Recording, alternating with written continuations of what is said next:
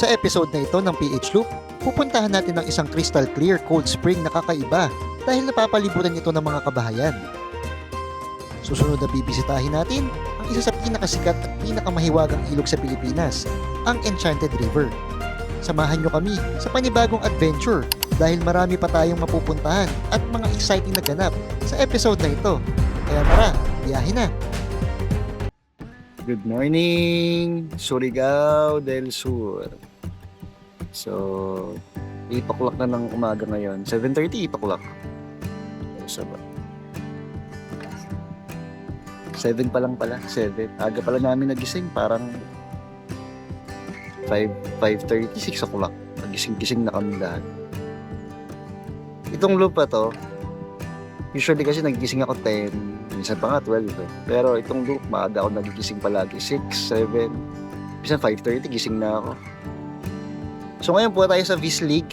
May pupuntahan tayong isang, I think, resort na kakilala nila Kuya Boy P. At doon na tayo mag-stay. Paggabi, dito lang kami, nagkwentuhan kami. Kumain lang, nagpahinga. Walang edit. Pahinga lang kami. Enjoy lang namin yung ganda ng itong lugar. Ganda rito, peaceful. Sobrang peaceful dito.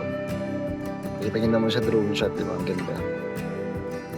So dito talagang gusto mong makapag-isip, reset, pwede. So salamat kay Commander D.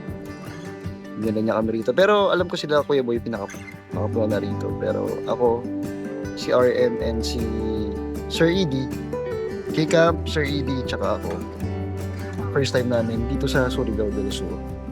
Tapos ngayon ko lang na kaya sabi ko lang ulitin ko ulit. Ang main city pala ng Surigao del Sur is Tandag City. So, ayun. So, ngayon, nalarga na tayo at tara, sama ulit kayo sa biyahe namin. Enjoy natin ang mga roads ng Mindanao dahil napakaganda rito. Masarap magmaneho dito. Para sa akin, masarap magmaneho rito. Mas less yung traffic, malapad yung daan. Though walang expressway, pero ganda rito. So tara, good morning sa inyong lahat. Tsaka nga pala dito kami nag-stay sa Lace Place dito sa White Beach. So ang binayaran lang namin dito is 100 pesos sa parking lot for overnight, tapos 30 pesos per person. So since dalawa kami ng Sir ED, lahat 160 pesos lang. So yung overnight rate dito, pag mag-CR ka, nagbayad 10 piso. Pero ang ganda ng CR nila, makakapag-CR ka talaga na makaligo ka ng maayos, dumi ka ng maayos. So yun, ito yung lugar yun. Tapos itong cottage na to, pag uupahan mo is parang 2,000 per day. Pero ang laki kasi ng cottage yan, laki. Dito ng cottage. So yun lang, sinabi ko lang sa inyo yung rate dito para at least if makapunta kayo dito sa Caguait, White Beach dito sa Surigao del Sur, may idea kayo kung magkano yung babayaran nyo kung mag-overlanding kayo. So yun lang, tara na ulit sa biyahe natin, let's go! Ayun, so ngayon papunta tayo ng Vislig.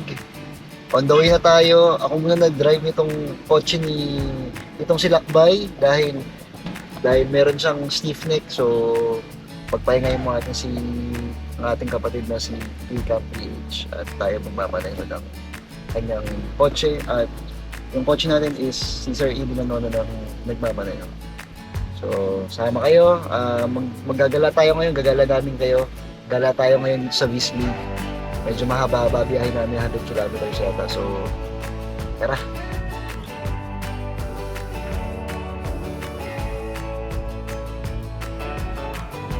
Punin tayo ngayon sa Pamutuanan Wakat Cave. Wow, ang ganda rito. Oh, pwede maligo dyan. Temporary closure. Okay. Ganda. Oh, Order. ang ganda.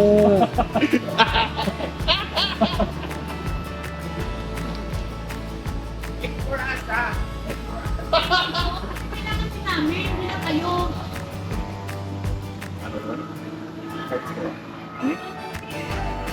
natin itong pamutuanan wakat cave, kaya lang temporary close siya. Pero kita nyo naman, oh, napakalinaw. Grabe. Try mo baba ako kanina. Nandito lang. Maamoy mo yung yung kambing. Ihi ng kalapat ng ano? Ihi ng ano? Paniki. Try mo, dito ka lang. Napakaano ko lang. Tapos, makita nyo dito, may mga residente rito. Pero dito, malinis pa rin yung cave nila. Ganda. Naamoy ko nga eh. Naamoy ko Lalo na. na doon sa baba. Naamoy ko yung ihi ng paniki dito. Pero, still, yung tubig sobrang linaw. Grabe. Tayo sa Petit Jardin Cafe. Dito tayo kakain ngayon. Dito sa Botanical Garden ata nila. So, ang ganda rito. Pero hindi pa ako nakapasok. Pero alam ko na ganda. So, tara, pasok tayo.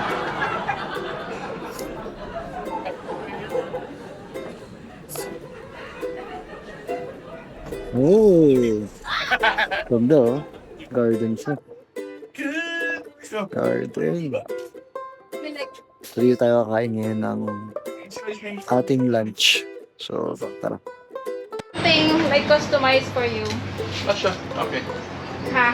Okay. So, itong Petit Garden, ang specialty niya is homemade burger. And homemade burger. So, ang in-order natin, burger. So, although lunch na ngayon, since ang specialty nila is burger and pizza, yun ang in-order ko. Para matikman ko yung specialty nila. Tara.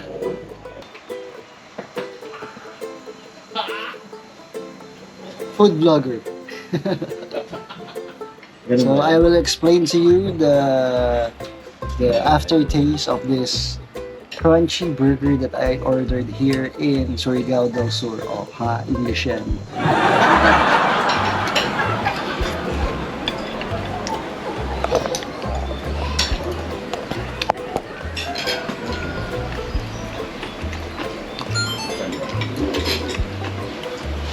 Ngayon lang ako nakatayo ng crunchy na tinapay.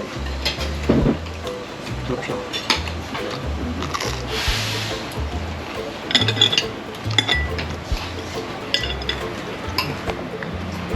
Gutom na ako, kailangan natin ito. Masarap siya. Promise. Solve ako, solve. Seryoso ko.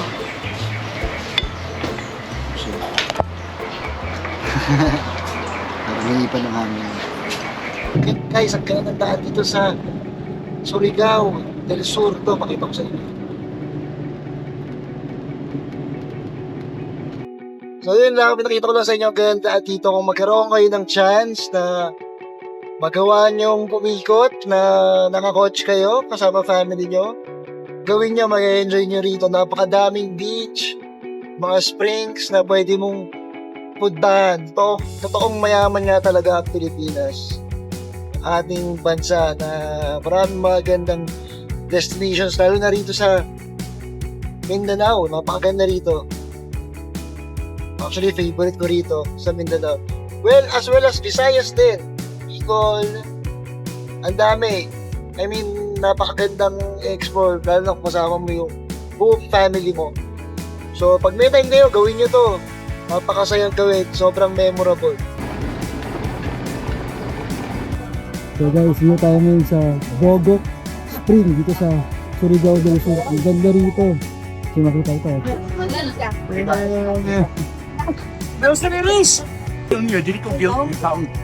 Hasibong!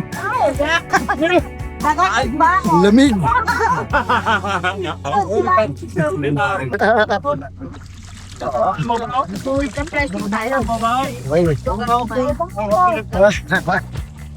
Wine! May bata. Ano to? Dito ako. Oh. I see. Ah! Big. 1, 2, 3.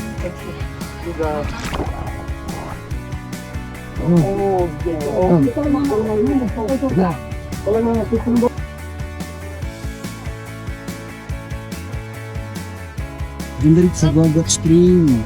Babakaliw ng tubig para ka nasa Sinatuan River. Parang ganun din siya. Pero ang galing dito, nakapalibot. Nakapalibot mga daan. Pero nininintay nila yung tubig dito lamig. Sarap.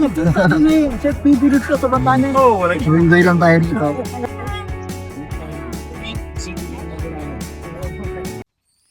Matatagpuan sa bayan ng Barobo, Surigao del Sur, ang Bogac Cold Spring. Isang likas na bukal na naging bahagi na ng buhay ng mga Barobohanon sa loob ng maraming henerasyon. Mula noon, dito sila kumukuha ng malinis na tubig bago pa magkaroon ng maayos na water system. Ang pangalang Bogac ay nagmula sa salitang Bisaya na bugwak na ang ibig sabihin ay pag-agos. Hanggang ngayon, kilala ang lugar sa malakristal na malamig na tubig at bilang isa sa mga ipinagmamalaking likas na yaman ng Surigao del Sur.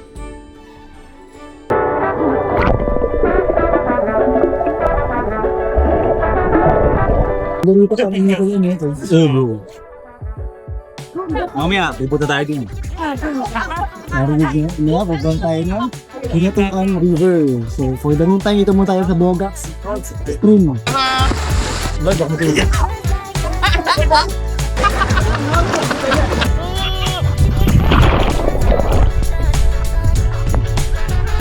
Next stop, diretso tayo sa Enchanted River. Ang tayo ko hindi nakapunta rito, huling punta ko rito is 2022. So, ngayon, maliligo ulit tayo.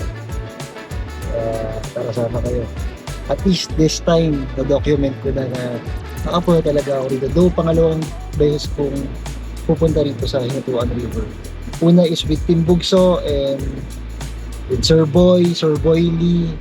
Kung napapanood niyo yung previous video ko, si Sir Boy Lee, kasama ko siya sa mga camping ko. Kasama ko rin siya Philippine Loop. Shoutout nga pala Team Bugso. So, ayun, tara.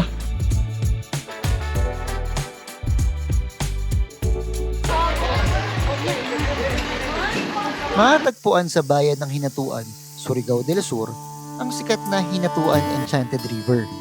Isang bukal na may napakalinaw na bughaw na tubig na tila mahiwaga. Nakilala ito bilang Enchanted River dahil sa tulang Rio Encantado ni diplomat na si Modesto Farolan at sa mga alamat ng mga diwata at engkantong sinasabing nagbabantay sa ilog. Hanggang ngayon, nanatiling misteryo ang tunay na pinagmulan ng tubig nito. Kaya naman isa ito sa pinakasikat at pinakamahiwagang likas na yaman ng Pilipinas. Wow! Ang ganda! Ang ganda, Hinatuan! Enchanted River! Ganda, oh! Hindi ka pwede dyan. Bawal dyan. Kasi malalim.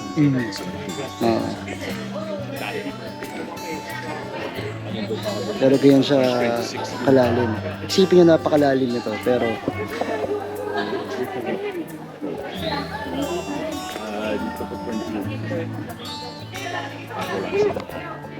so guys, nga pala ang entrance dito is 150 pesos per person.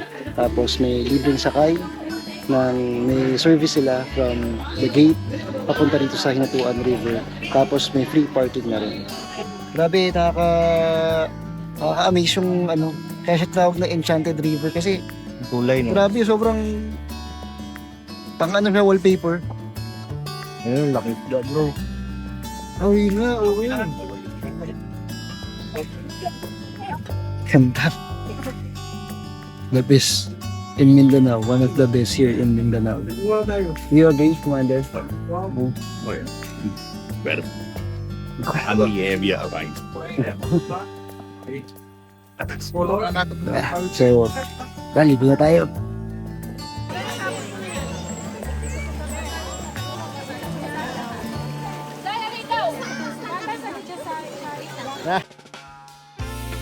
Pagkatapos nating libutin ang Enchanted River, dumiretso na tayo sa Bislig City. Dito tayo tutuloy sa Paper Country Inn. Pagsapit ng gabi, naimbitahan tayo ni Kuya Marvs, ang owner ng hotel sa kanilang restaurant na Vista Del Mar. Dito natin tatapusin ang araw habang nagkasalo-salo sa masarap na hapunan at i-enjoy ang relaxing na ambience ng lugar. Grabe, sobrang busog na busog ako. Grabe, asap dito sa Del Mar, dito sa Bislig, dito sa Mindanao, Bislig City.